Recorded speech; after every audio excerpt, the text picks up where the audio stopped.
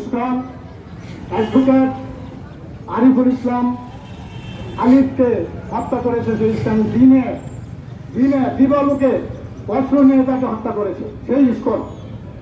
আপনারা জানেন ওই গাজীপুরে ইমাম সাহেবকে গুম করেছে, 3 দিন পর তাকে গাছের পাশে শিকল দিয়ে বেঁধে উদ্ধার করা হয়েছে সেই ইস্কন।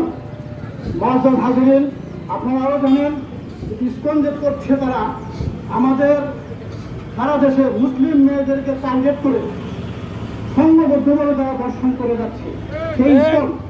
কাজে ইস্কন একটি সন্ত্রাসবাদী সংগঠন, জঙ্গি সংগঠন, সশস্ত্র সংগঠন হিসাবে বিবেচিত এবং এই সংগঠনকে সৌদি আরব নিষিদ্ধ করেছে, চায়না নিষিদ্ধ করেছে এবং মালয়েশিয়া নিষিদ্ধ করেছে।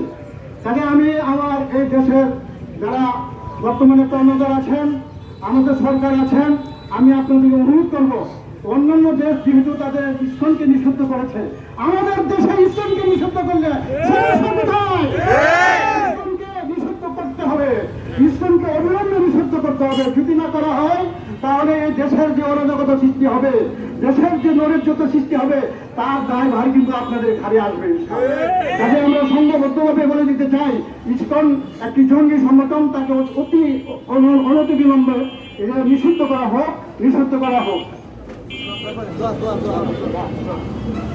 দোয়া হবে, আল্লাহুম্মা সাল্লি আলা সাইয়্যিদিনা মাওলানা মুহাম্মদ ওয়া আলা আলিহি ওয়া সাহবিহি ওয়া সাল্লাম। اللهم ربنا لا اللهم لك الحمد كله ولك الشكر كله يا رب العالمين يا ارحم الراحمين।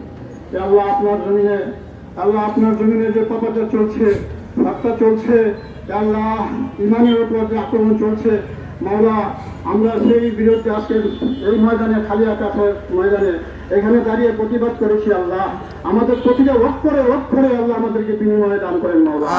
এবং এই ইসলাম যে সন্ত্রাসী জঙ্গি সংগঠন, সেই জঙ্গি সংগঠনকে বাংলার বুক থেকে নিচ্ছিন্ন করে দেন মাওলা।